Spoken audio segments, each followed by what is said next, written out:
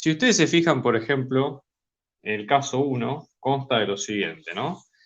Nosotros vamos a tener acá, básicamente, un plano inclinado, ¿sí? Que ese plano inclinado tiene una determinada inclinación de grado θ con respecto, ¿sí?, a la horizontal.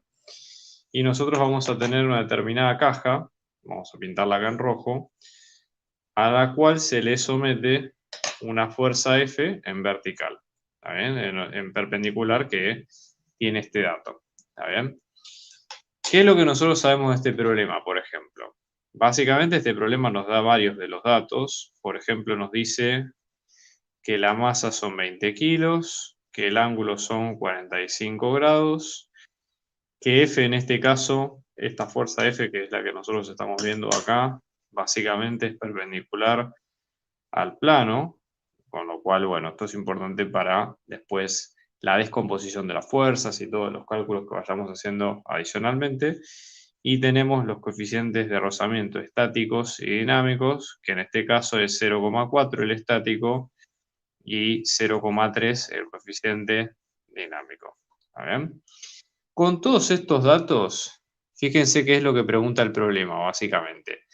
Hay que tratar de averiguar cuál es, ¿sí?, la mínima fuerza que necesitamos para que el sistema esté en equilibrio, ¿sí? O sea, básicamente en este caso el mínimo valor de F para lograr, en este caso, el equilibrio de este sistema. ¿Está bien? Esa sería un poco la idea. Bueno, ¿cómo hacemos esto, no? Lo importante acá es, como siempre, empezar por un diagrama cuerpo libre de la situación. Si nosotros estamos planteando que hay equilibrio, implícitamente lo que estamos diciendo es básicamente que la sumatoria de fuerzas en cualquier dirección nos va a dar cero, el vector nulo, ¿sí? Esa sería la idea central acá. Con lo cual, nosotros eso lo podemos descomponer en cualquiera de los ejes. Cuando tenemos un plano inclinado, esto es una sugerencia personal, pero les recomiendo que hagan dos sistemas de ejes en paralelo, digamos, superpuestos. Por ejemplo, un sistema de ejes que sería el tradicional, el horizontal tradicional y el vertical, ¿no? Digamos, el común. Y después otro, que este es como el más usado, que es donde acá estamos trabajando paralelos a la rampa, ¿sí? Es decir, ¿por qué es importante esto? Bueno, depende. Si el problema está en equilibrio, nosotros podemos pensar, por ejemplo, en términos de la descomposición pura de las fuerzas con los ángulos y toda la historia. ¿Está bien? Descomponer bien los ángulos, etc. Y en el caso de que el problema tenga movimiento, en ese sentido, trabajar con básicamente como es la aceleración no descompuesta en las coordenadas que corresponden. ¿Okay? Como en este caso de equilibrio, no va a haber problema, ¿sí? Vamos a dibujar todas las fuerzas que pueden llegar a intervenir. Entonces, por ejemplo, como vemos acá otra cosa, ¿no? Aparte, fíjense, Y' y X' son las variables en rojo, que son las que son paralelas al plano en cuestión. También que es este plano que acabamos de dibujar nosotros acá. Y después vamos a tener, por ejemplo, que los ejes están respetando esta inclinación un ángulo θ, separados, que si sumamos el tema de los ángulos alternos e internos, nosotros tenemos esta distribución de ángulos θ que ustedes ven acá. ¿Está bien? Entonces vamos poniendo la fuerza. Fíjense, en primer lugar tenemos la fuerza F, que apunta hacia abajo, ¿sí?, que en este caso esta sería la fuerza F, que está íntegramente, por ser normal, está en el eje Y, ¿sí? Luego vamos a tener la normal, que apunta exactamente en sentido contrario, ¿sí?, que apunta hacia arriba.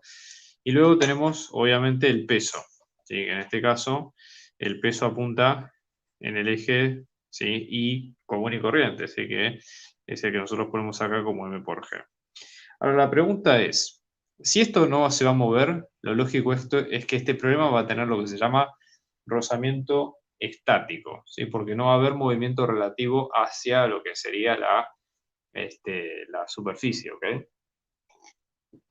Por lo tanto, ¿sí?, para no haber rozamiento estático, obviamente hay que pensar que esa fuerza tiene que apuntar en un sentido. Ahora, acá está el punto clave del problema. ¿En qué sentido va a apuntar la fuerza de rozamiento estático? Bueno, Básicamente, esa fuerza de rozamiento estático tiene dos opciones.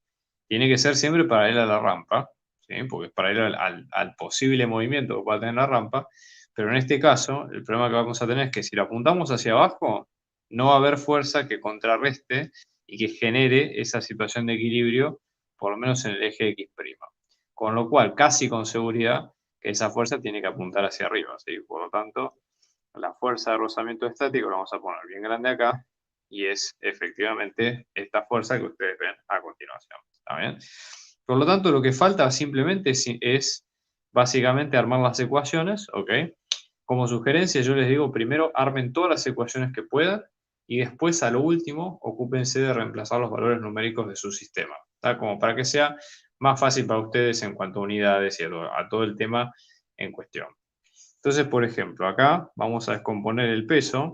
Fíjense que tenemos el triángulo en cuestión.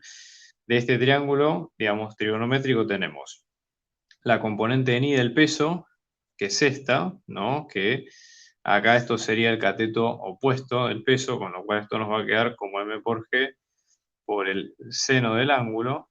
Y en este caso vamos a tener superpuesto acá con el f un poquito, digamos, m por g por coseno del ángulo de la componente ni, ¿sí? Con lo cual, lo vamos a tener, por ejemplo, para la componente x' va a ser la fuerza estática menos m por g por el seno del ángulo, que esto es igual a 0, ¿sí? Luego, en este caso, si despejamos la fuerza estática, nos va a quedar como m por g por seno del ángulo, ¿sí? Vamos a dejar esto como la ecuación 1. Siempre enumeren todas las ecuaciones para que quede bien claro lo que ustedes vayan despejando y el porqué de lo que ustedes están haciendo, ¿sí? Cuando van con I', ¿esto cómo queda? Lo mismo, pero acá vamos a tener tres fuerzas. Tenemos la normal, tenemos el peso y tenemos, digamos, la fuerza F, ¿sí? Entonces, en este caso vamos a tener la normal menos esta componente del peso, masa por gravedad, por el coseno del ángulo, ¿sí? Menos la fuerza F, que esto es igual a 0. Como en este caso a nosotros nos interesa despejar la fuerza F de todo este sistema, vamos a escribir esta ecuación en términos de la fuerza F, ¿sí? Lo sumamos de ambos lados y F nos va a quedar como la normal menos m por g por el coseno del ángulo, ¿sí? Y esto sería la ecuación 2. Y finalmente nos falta algo más acá, que es cómo podemos vincular la normal con la fuerza estática, ¿sí? En este caso la normal, siempre tengan en cuenta que la fuerza estática es el coeficiente estático por la normal, ¿sí? Esto es por definición de libro, ¿está bien? O sea, acá hay teoría atrás, pero digamos partimos de esto. Con lo cual, por eso les digo, no se hagan problema, ¿está? Esto es por definición, ¿sí? Y de ahí sacamos esto que podemos llamarlo ecuación 3, ¿sí? Y bueno, esto básicamente después es armarlo, es como armar es similar a armar un rompecabezas, ¿no? Es decir, cómo reemplazar las ecuaciones y cómo tratar de ir armándolas, bueno, es justamente el tema que queremos ver, ¿no? El camino más directo acá de todo esto sería, se me ocurre a mí el siguiente, poder, por ejemplo, despejar, reemplazar de la ecuación 1 en la ecuación 3 la fuerza estática que nosotros ya sacamos, ¿no? Entonces, por ejemplo, esto sería así. Venimos acá y decimos, de la ecuación 1 en la ecuación 3, reemplazando, ¿sí? Ustedes siempre indiquen bien y pongan bien en claro cuáles son los pasos a seguir para que quien vea el ejercicio no tenga dudas de lo que ustedes van haciendo, ¿sí? Y obviamente que no haya lugar a confusión, ¿no? Entonces, la ecuación, en este caso, vamos a tener el coeficiente estático por la normal, que esto nos queda como masa por gravedad por seno del ángulo. Acá como mi objetivo es despejar la normal, ¿sí? Lo que hago es, en este caso, paso dividiendo el coeficiente y efectivamente me queda, como ustedes ven ahí. ¿Está bien? Y esto da lugar a otra ecuación nueva, pero como mi objetivo, recuerden que es despejar f, ¿sí? Acá lo que voy a hacer es justamente despejarlo a través de esto, ¿sí? Lo voy a despejar de acá. Entonces reemplazo y voy a tener, ¿no?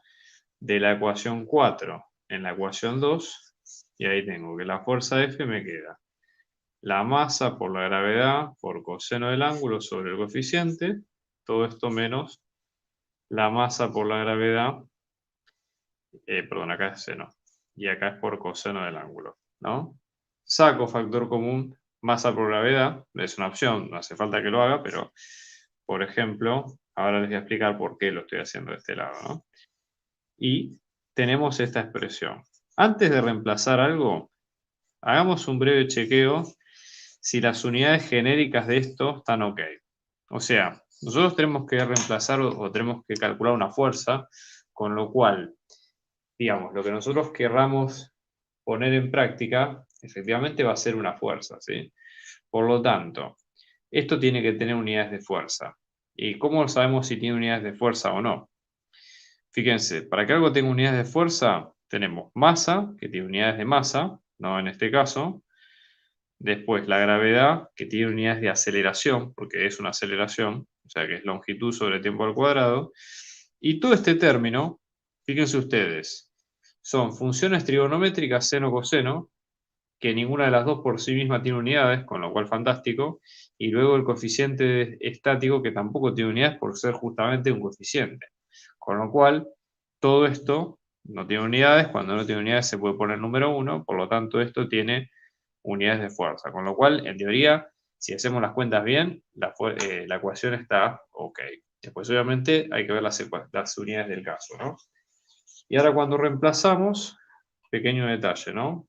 Cuando ahora sí reemplazo datos, entonces me queda que la fuerza, ¿cómo me quedaba la masa? En este caso son 20 kilos. La aceleración la estamos aproximando a 10 metros sobre segundo al cuadrado, y todo esto tenemos seno de 45 grados sobre 0,4 menos coseno de 45 grados. ¿Sí? Bueno, primera cuestión, kilo por metro sobre segundo al cuadrado, en este caso, que es lo que dijimos hace un ratito, esto nos queda en newtons, ¿saben? Que de hecho es la unidad en la cual hay que poner la respuesta. Y si ustedes hacen toda la cuenta, ¿sí? Les va a quedar, reemplazando todo esto, les va a quedar que esto queda con más o menos aproximadamente 212 newtons, ¿ok? Y esa sería la respuesta final de este caso, ¿está bien? Que creo, si no me equivoco, que es la opción D de este problema. Así que bueno, fantástico, ¿está bien? Si tienen dudas, pues ya les digo, recuerden para los que están sumando ahora, anoten todo en el chat, que después cerramos y contestamos todo, ¿está?